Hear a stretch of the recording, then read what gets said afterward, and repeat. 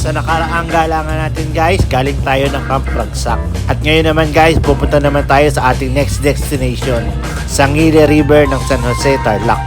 At dadaan ulit tayo dito guys sa TPLEX para mas mabilis ang ating magiging biyahe at convenience. Masarap dumaan dito guys, kaya lang nakakainip, sobrang haba.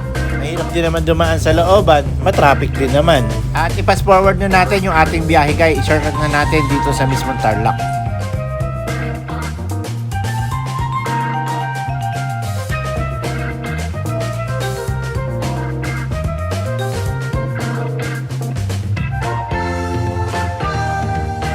Nandito na nga kami guys, Sangili River dito sa Capiendos. At pagdating nga namin dito guys, inassist agad kami ni Kuya Jay. At eto na nga guys, nandito naman kami sa Tarlac. Dito naman kami magka-camping. Dito yan sa Capiendo. Yan guys, so tignan nyo. Di ba? Isa-set up lang namin yung aming mga gamit para ma-set up na yung aming mga pagpapahingahan na tent. Yung mga mesa namin sa yung awning namin. Tara, samahan nyo kayo sa setup namin. Let's go! Ito yung mga camping experience na naranasan ko guys. Masarap mag-setup para dun sa mga gagamitin mo para makapag-relax ka. Unti-unti mo siyang binubuo at mag-iisip ka kung saan yung magandang spot para maitayo siya. Naisip ko nga dito guys na iharap siya sa harapan ng bundok sa may gilid ng mga river. Sarap kasing nakatambay, nakaharap sa bundok. Tapos habang nakaupo ka sa upuan, mamasid-masid ka lang sa ganda ng mga paligid. At magandang spot yung binigay sa akin ni Kuya Jay dito. Inassist nila kami para makapwesto ng maganda. Guys, alam nyo ba sa mga campers, mura lang ang accommodation dito. Ang bait pa ni Kuya Jay. Lahat ng mga pangangailangan namin ibinigay niya ng libre. Sa mga electric fan, pati mga kuryente guys. Binigyan din kami ng libreng cottage para makapagtambay kami doon. Malakas ang tubig nila, malinis ang CR, the best yun para sa aming mga campers. At kaya sa mga campers na mahilig mag-camp, perfect sa inyo ang campsite na ito. At nai-set up na natin lahat ng ating mga kailangan guys para makapag-relax at makapagpahinga na din. Tignan nyo naman yung spot namin guys. May bundok siya, tapos kitang-kita mo naman yung gilid nito. Yung tatambayan namin mamayang gabi. Kaya napaka-perfect nung tatambayan namin. Dito lang yan sa may Capiendo. At nagpe-prepare na nga si Cherry para sa aming kakainin, aming merienda. Napagod din kami sa biyahe kanina guys, mainit at ang haba, long ride talaga.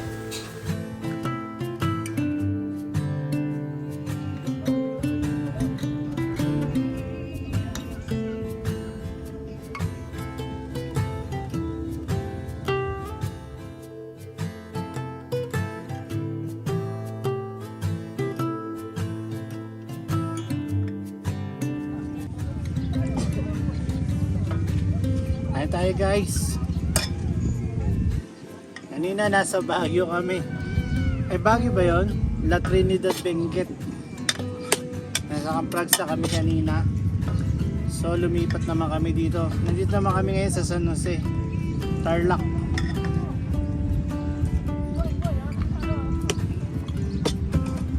Dito naman kami magka-camping ngayong gabi. Dito kami matutulog. Hindi na kami uuwi. Joke lang. Ito, may sa'yo. Masama tayo na sa'yo. Uy. Sa Plaza 14. Ay, hindi mo pala nakuha yung ko, yung lumina. Dapat tinanggal mo ito eh. Alisin mo yan, basta mo. Kaya natin mag-enjoy ngayon guys. Mas masarap mag-enjoy kaysa may stress. Pag mo pipiliing may stress, pwede ka naman mag-enjoy, di ba? Tabang. DJ Cherry, stress na sa biyahe kanina, napakainit. Ano? Tabang. Tabang ba? Dahil sa bowl.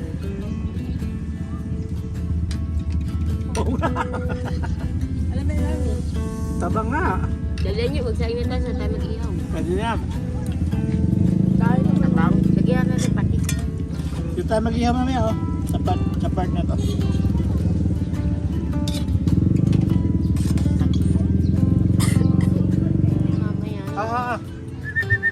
Lagi. Mami, lagi. Pakainin mo yan para may bantay tayo mamaya. Lahat na ako kami pinakain ni mamaya ang kain yan. Okay, last na yan ala na.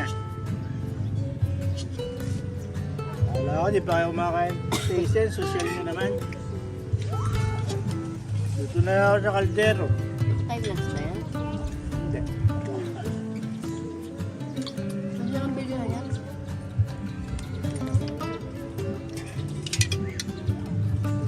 Namaya pa ako magugutom ito. Sakto, magpipare pa ng pagkain namaya pa ako gabi. Next ko lang yung mga pailaw namin guys. Oh.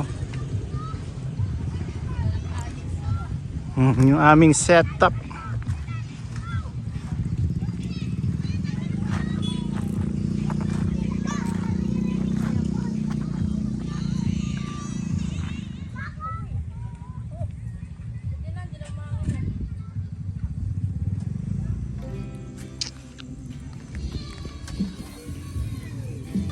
Wow, yempo na naman.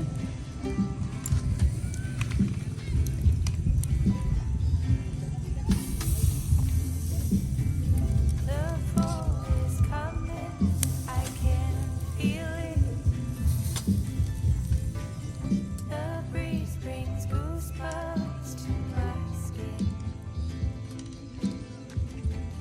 Tonight the whiskey feels stronger. Gasoline on hidden sights. So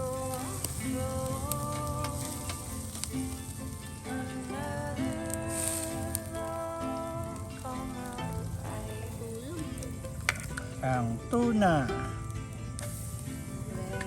Pakalim ng beef mo. Beef 90. Ang tuna at ang salmon.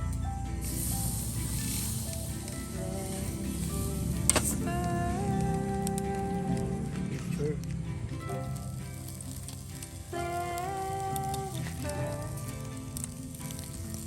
Next, kain tayo.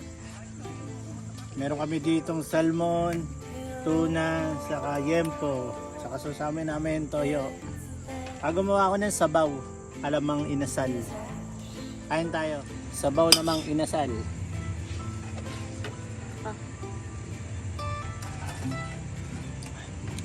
Asim. Ito yung sa'yo. Kape. Kain tayo. Iba ilaw yung kanin, pili mo. Ang hilaw. May ilaw? Ano ba? Ito ba yan? Oo, pili mo. Pinakilaw? Ang hilaw. At yan, may ano mo. Buka ka na, ulam mo. Hindi man? Hindi ba? Good.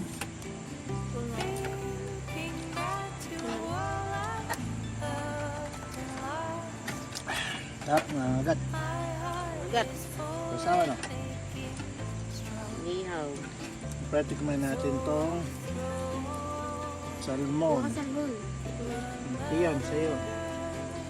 Matikin kay Tiyan. At yung ganyan may isa. Para inihaw. Tapos yung pala sa inyo yun. Eh, di ba nakakain? Ang sawa na ayaw mo? Ayun nga guys, tapos na kami kumain. Nakapagpalit na rin kami ng damit. At magpapahinga na kami. Punta sa Baguio, Maginaw. Dito naman, sakto lang. Okay lang.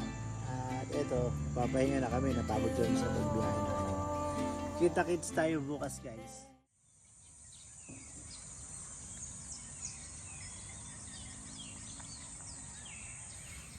Good morning guys. Ito, nakatulog. Masarap yung tulog ko ngayong gabi. Malamig din. Saka tahimik din.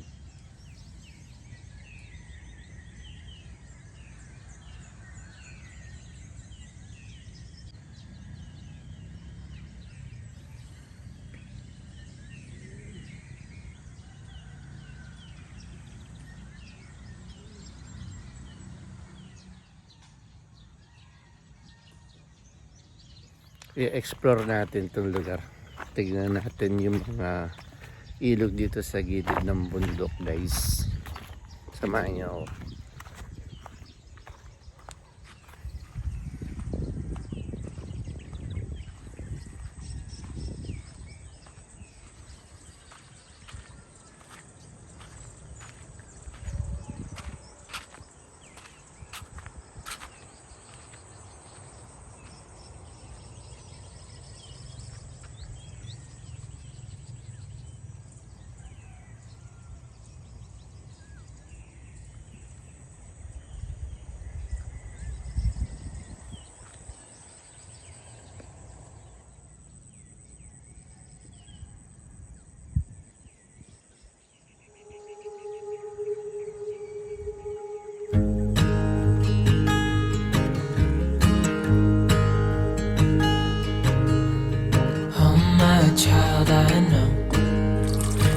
hurt and you can't let go. It's not your fault and you don't deserve all the bad and the hurt.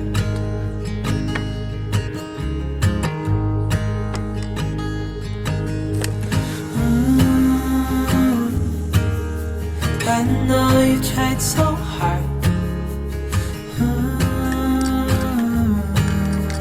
I know you've done your part.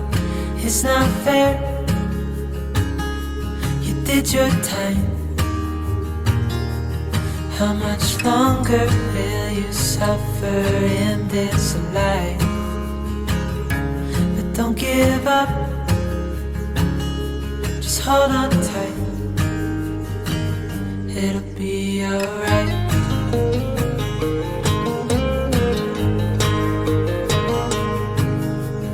All your life you've tried to be a good man inside. Did everything that you thought you should. Didn't seem to do you any good.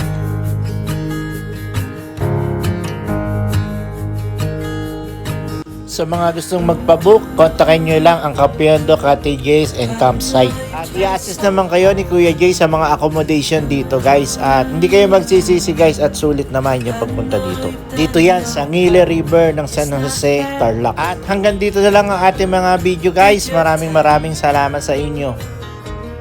How much longer will you suffer in this life?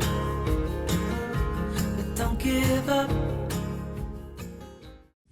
At silipin natin ang ating next destination sa ating car camping adventures. Dito yan sa Bella Montana Fruit Farm ng Bamban, Tarlac. Kung nagustuhan nyo ang ating video at ating pagkakamping guys, comment down below kung anong part ang gusto nyo sa ating pagkakamping. Kaya kita-kits sa next video natin guys. Maraming salamat.